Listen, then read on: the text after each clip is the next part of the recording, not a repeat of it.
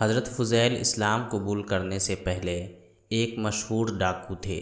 وہ عرب کے صحرا میں قافلوں کو لوٹا کرتے تھے۔ لوگوں کے دلوں پر ان کی دھاک بیٹھی ہوئی تھی۔ صحرا سے گزرنے والا کوئی قافلہ ان کی لوٹ مار سے محفوظ نہ تھا، لیکن جیسے ہی انہوں نے اسلام قبول کیا اور سچے دل سے توبہ کی تو ان کی زندگی بدل گئی۔ ان کا دل اسلام کے نور سے روشن ہو گیا۔ حضرت فضیل کے اسلام قبول کرنے کا واقعہ کچھ یوں ہے کہ ایک بار ایک قافلے نے آرام کی غرض سے صحرا میں پڑاؤ کیا۔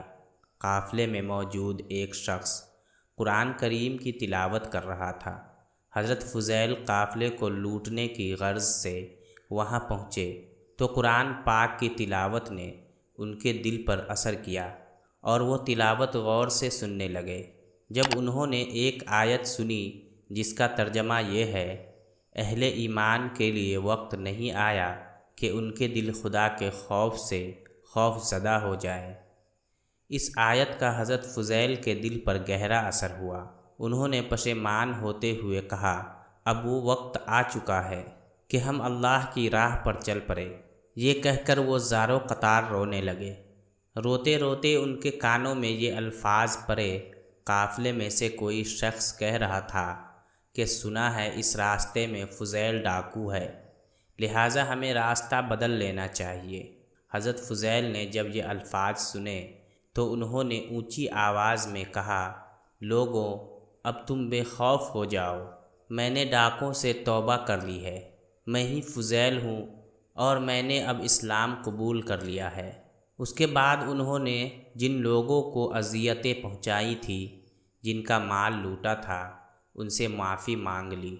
کہتے ہیں ایک یہودی نے حضرت فضیل کو معاف کرنے سے انکار کر دیا اور یہ شرط عائد کی کہ اگر تم سامنے والی پہاڑی کو اپنی جگہ سے ہٹا دو، میں تمہیں معاف کر دوں گا۔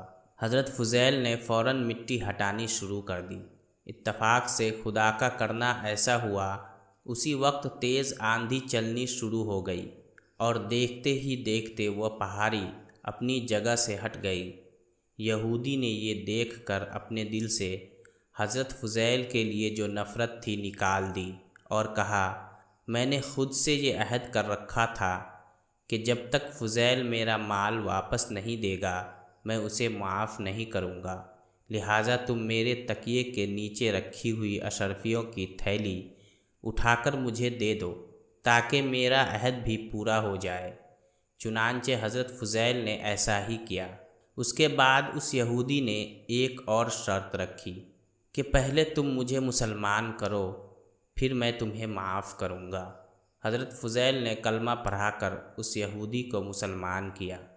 اسلام قبول کرنے کے بعد اس یہودی نے بتایا کہ میرے مسلمان ہونے کی وجہ یہ تھی کہ میں نے توریت میں پڑھ رکھا تھا کہ اگر سچے دل سے توبہ کرنے والا مٹی کو بھی ہاتھ لگائے تو وہ سونا بن جاتی ہے، اور میں یہ دیکھنا چاہتا تھا کیا تم نے سچے دل سے توبہ کر لی ہے۔